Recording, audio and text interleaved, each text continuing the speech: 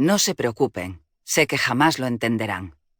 Con esta frase concluía el 18 de junio de 1929 en Cambridge el que seguramente fuera el examen oral de doctorado más peculiar de la historia de la filosofía. El estudiante que se presentó ante el tribunal examinador, compuesto por Bertrand Russell y George Edward Moore, era un exmilitar austriaco de 40 años que durante los 10 anteriores había trabajado principalmente como maestro de escuela. Se llamaba Ludwig Wittgenstein. No era un desconocido en Cambridge, todo lo contrario. Desde principios de la década de 1910 hasta poco antes de estallar la Primera Guerra Mundial, había estudiado allí con Russell y por su manifiesta genialidad u originalidad no tardó en convertirse en una figura de culto entre los estudiantes. «Ha llegado Dios, me lo he encontrado en el tren de las 5:15», escribe John Maynard Keynes en una carta con fecha de 18 de enero de 1929. Keynes, que podría considerarse el economista más importante del mundo en aquella época, se había encontrado a Wittgenstein por casualidad el día que éste regresó a Inglaterra. Y dice mucho sobre lo cargado y lleno de rumores que estaba el ambiente de aquel círculo el hecho de que G. E. Moore, viejo amigo de Wittgenstein, también se encontrara en aquel tren de Londres a Cambridge. El ambiente del compartimento no debía de ser demasiado agradable, pues la charla desenfadada y los abrazos cordiales no eran frecuentes, al menos en Wittgenstein. El genio de Viena era más bien propenso a repentinos accesos de ira y, además, era sumamente rencoroso. Una sola palabra o un comentario político sarcástico podía acarrear años de rencores e incluso la ruptura de una relación, como había ocurrido con Keynes y Moore en más de una ocasión.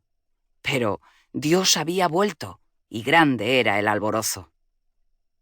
Al segundo día de llegar Wittgenstein, se convocó en casa de Keynes al llamado Círculo de los Apóstoles, un club estudiantil marcadamente elitista y extraoficial que era famoso sobre todo por los flirteos homosexuales de sus miembros, para dar la bienvenida al hijo pródigo.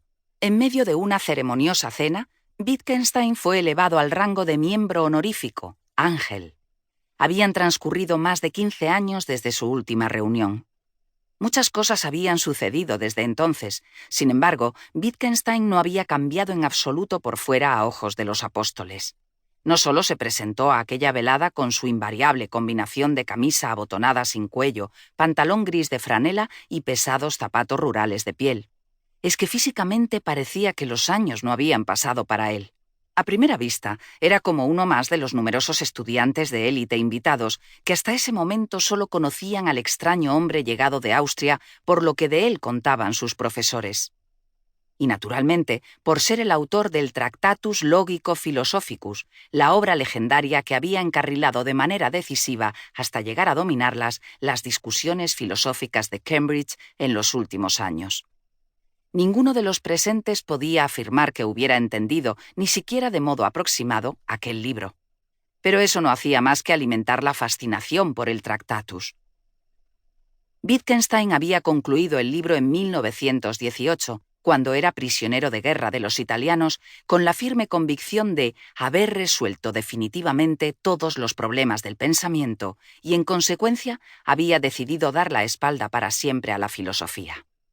Apenas unos meses después, como heredero de una de las familias industriales más ricas del continente, entregó la totalidad de su fortuna a sus hermanos.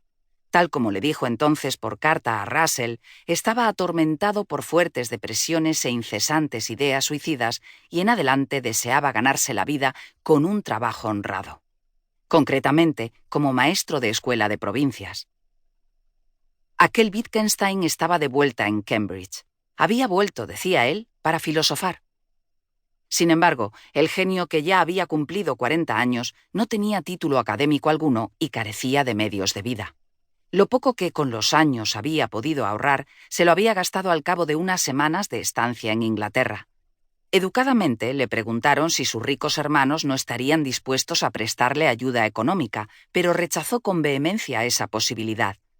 Acepte, por favor, mi declaración escrita de que no solo tengo un buen número de parientes adinerados, sino que además me darían...